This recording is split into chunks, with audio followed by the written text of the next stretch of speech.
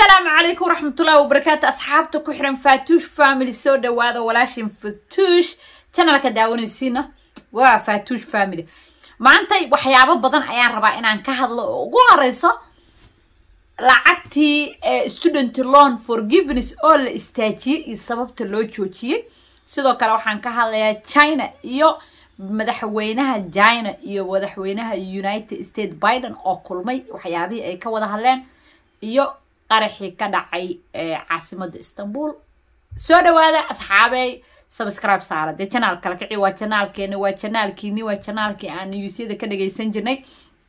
السلام عليكم عميشة كحرم فاتوش فاميلي سو dhawaada waxaad naga helaysiin daahiya aad u qurux badan kala rab badan leh alaabo guriyaha loogu talagalay haday aan la go'yaal haday aan leed miisaska alaabtoodii sharaxaadii guriga oo dhameystiran kontanka state ba waxaan sameeyaa shipping sidoo kale twin seriska hada deganta waxaan sameeynaa free delivery hadii aad xiiseynaysid daahiyadaas quruxda badan leh telefonka shaashada ku qoran nagala soo xiriir ama snapchat-kayga hadii aan ku hormaro madaxweynaha China iyo Biden ayaa waxay ku kulmeen wada kulankii ama shirkii lagu qabtay Indonesia ee la dhaho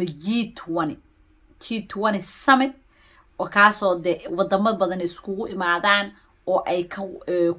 ku wada hadlaan madaxweynaha China iyo madaxweynaha ayaanta waa ogtay US iyo China ay ka dhex taagan tahay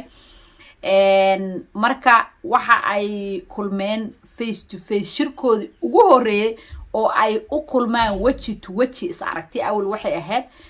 waxay ku kulmi jireen xagga kaamirada iyo de iswicid iyo waxyaabahaasi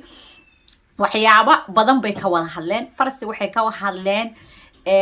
waa inay ka shaqeeyaan labaduba sidii dad waaweyn sidii ciyaal maaya sidii dad waaweyn inay ka wada shaqeeyaan xiriirka ka dhaxeeya China iyo America ayagoo u fiirinaya u tixgelinayaan inay wada shaqeyntu de muhiim tahay oo wax kasta oo labadooda ay ku kala duwan yihiin ama aysan isku afgaradsiisnayn in si nabad ah lagu wada shaqeeyo ayadoo laga hortagayo in uu dagaal kale meeshaasi ka dhaco oo dagaalkii saddexaad la Ilaahay nagu bilaabay meeshaas ka dhaco soo marka sidoo kale waxay ka hadleen in madaxweynaha America iyo China ay tartan ku jiraan tartankaas oo xagga ganacsiga ah ay tahay in ay aqbalaan oo accept gareeyaan yani inay tartanku si wanaagsan loo tartamo oo asagoo nabada oo peace ah sidoo kale waxa uu kala hadlay Taiwan in aysan faragelin ku sameeynin oo aysan Taiwan xuquuqdooda ay dhowraan ase America ay Taiwan la jirsanayso oo markasta ay taabacsan tahay bay ka wada hadleen waxyaabo badan aan soo koobi karin ay ka wada hadleen sidoo kale waxa ku jira waxyaabi ay ka hadleen human rights-ka de xuquuqda bini'aadamka way ka wada hadleen taas oo aad iyo aad yani waxay ahayd wada hadalkaasi marka especially markuu Biden uu hadlayo waxay ahayd inuu yani ka baqayo ama ka digayo in dagaal iyo yani carqalad conflict uu bijira de carqalad way bijirtay in uu si wanaagsan de loola wada shaqeeyo waan arki doonaa de wixii ka soo baxa laakiin aad bay uga dhex taaganta siiba waxa laga baqayaa dagaal iyo in hubabkii cuslaa ee nuclear kala isku adeegsado sidoo kale waxa dhacday in maantii axadii in ay dhacday Istanbul in uu ka dhacay qaraxaas oo ka dhacay market ama meel suuq ah oo caan ah oo ku taala caasimadda wadnaha ku taala xagaas oo loo soo qabtay hadda qof dumar ah taas oo la yiri waxay ka soo jeedaa Syria waxa lagu leeyahay waxa ay dhigtay bag bay meeshaas dhigtay kaamirada kulay waa soo qabatay inay meeshaas wax dhigtay kana carartay markii in yar ay ka maqnaydna uu meeshaasi dad badan ku laadeen 6 qof ayaa ku dhimatay 81 qofna way ku dhaawacmeen waliba 2 qof ayaa waxa la serious ku jirta marka sababtii keentay ama sababta u wareysatay ama wixii ay sheegtay markii la wareysatay weli lama shaacin laakiin qofkaas dumarka ah ayaa loo xiray ayada kaliya ma ahan dad badan 40 something gaaraya ayaa waxa la yiraahdaa suspect ah ama la tuhunsan yahay sidoo kale waxa ay ku eedeeyeen xisbiga BKK maaldaha kullay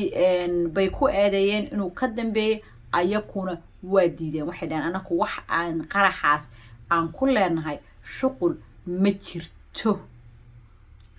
marka waxaan leenahay waad ogtiin dad badan oo dadkeena ayaa meeshaas ku nool dad kalena kaliya maan qaxootiye badan ayaa ku nool aad bay u saameynaysaa waad iska garanaysaa wadan nabad ah oo qaxootiye soo dhaweysta markay qaxootiga ay soo dhaweysteen ciduu rababa ha ahaadee uu wax sameeyo waxay saameyn kartaa qaxootiyada oo dhan bay saameyn kartaa anakana dadkeena ku nool meeshaas marka waxaan taaganahay ilaahay ha u yasiro intii meeshaas ku nool aan waxaan rajaynayaa inaysan wax saameyn ah ku yeelan because adoo wadankaaga ka soo tagtay wadankii kale oo joogtay haddana dhib ha ka imaado waa wax aad dadka murug u gelin karta especially waxaan ka aqrinayay social media in waxa la yiri xataa qof ma la wadaagi kale dhaheen dadka yacni wadankaas u dhashay Turkey ma wadaagi kartiin yacni wax ku saabsan qaraxan ama sawiradiisa kuma faafi kartiin aalada social media marka kulay waxaan leenahay ilaahay hayn ku amaansado idinka iyo inta islaamahoo dhan marka kulay wali baaritaanka ayaa socota sababaha iyo wixii keenay waa la soo shaacin doona aniga baa in ka daba geyn doona insha Allah intii ku dhimatay Allah u naxariista inta dhaawacana ilaahay ha u boogadhayo sidoo kale Mondaydi maantay ayaa maxkamad waxa la yiraahdaa Circus 8 malaha sax maxkamadda 8aad waday Supreme Court ka hooseysa oo waxa ay ku dhawaaqday in ay joojiso in la joojiyo lacagtii Biden soo ahayd student loan forgiveness ki waxa xasuusatiin inay socotay applicationka